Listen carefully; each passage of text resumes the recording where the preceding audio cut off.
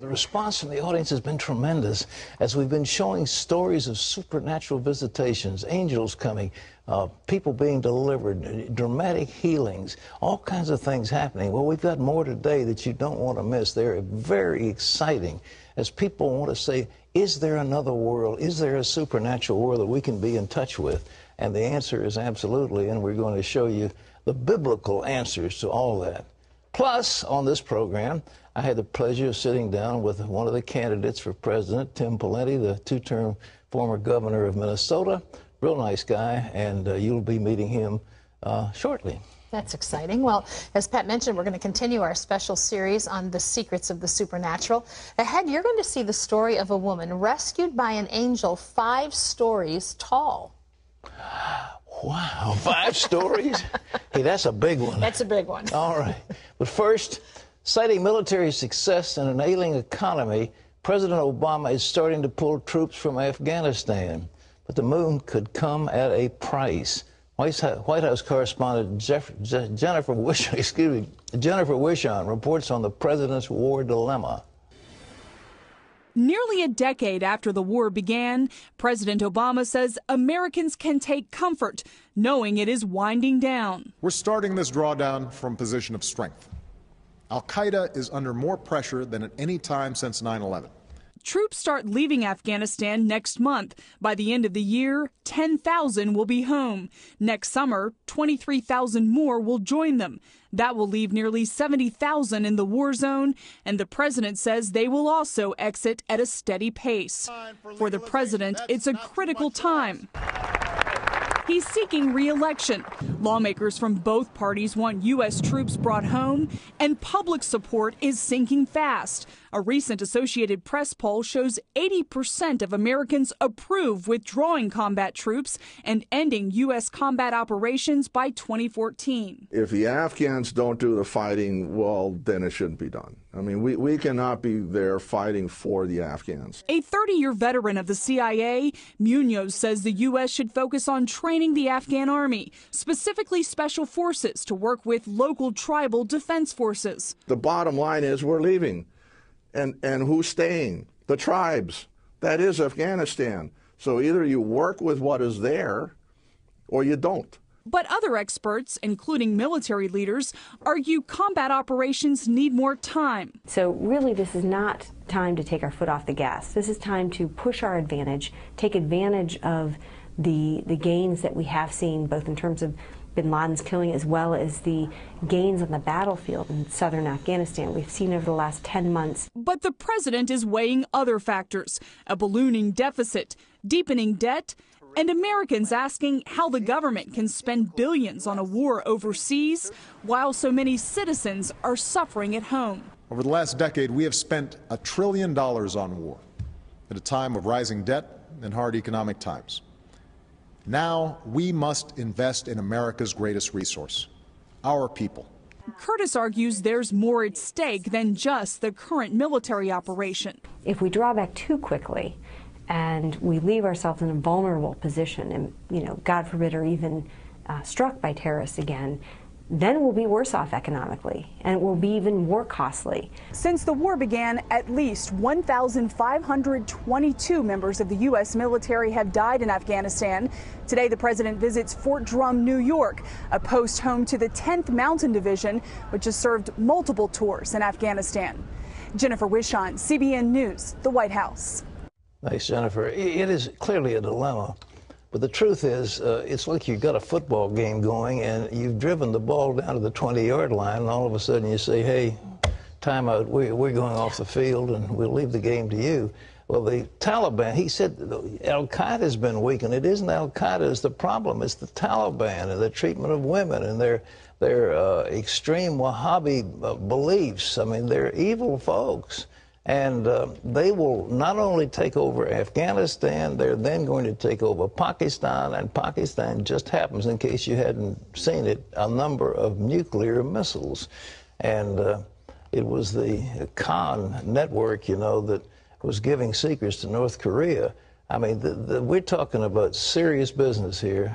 I hate being in Afghanistan, but once we're in the dumb thing, we need to win. In war, there's no substitute for victory. You do not play at war. So that the troops, the generals are saying we need the troops to stay and finish the job. We've done it in Helmand Province. We've done it in Kandahar. Now up in the north, we've got to do something more, and then we can win. But it's an ungovernable thing. Karzai is hopelessly corrupt. The warlords want their share of the booty. They don't care about the long-range future of this nation. They want to know their own little tribal fiefdoms. So it's a problem. And the one thing that we have never done, we should have stopped the opium traffic. It is the biggest supplier of heroin in the world. And it's being done under our auspices. They're growing poppies and cultivating this stuff while we are in charge. And that is a crime. Wendy Griffith has the rest of our top stories from the CBN Newsroom. Wendy. Thank you, Pat. The Federal Reserve says the economy is growing slower than first thought. The Fed now says the economy could grow up to 2.9% this year. That's down from its previous top estimate of 3.3%. Fed Chairman Ben Bernanke says some of the problems plaguing the economy may be stronger and more persistent than we thought. That comes as the Congressional Budget Office is sounding the alarm on the national debt. The CBO says America's exploding debt problem could spark a sudden fiscal crisis like the European crisis. The group is urging Congress to forcefully cut the budget. Do you think that'll be enough, Pat? Not what they're thinking of doing. They're just temporizing with it. And Bernanke is saying, well, don't cut too fast because it'll hurt the economy. And yet, if we don't cut, we're ruining our national debt. The trouble is, ladies and gentlemen, 40 cents of every dollar the government spends is borrowed. 40 cents is borrowed. Think about running your household. So you've got $10,000 a year, and you're going to borrow $4,000 to live on every year. I mean, you can't sustain it. And we can't do this. We've got to get this stuff under control. And all these little private fiefdoms, they've got to be shut down. People have got to be laid off. There are probably hundreds of thousands of workers that are redundant. We need to stop that. And it takes a bold move to get us back on track. But if we don't do it, 2 or 3 years, it's going to be something that none of us want to see. Wendy? Pat, thousands evacuating their homes in the face of massive floods across the Midwest today. Heavy rains and melting snow are to blame. The Army Corps of Engineers was forced to release record amounts of water from 6 Midwest dams to relieve pressure. Canadian reservoirs had to do the same. Now, all of that water is surging downstream. Minot, North Dakota is facing its worst flooding in decades.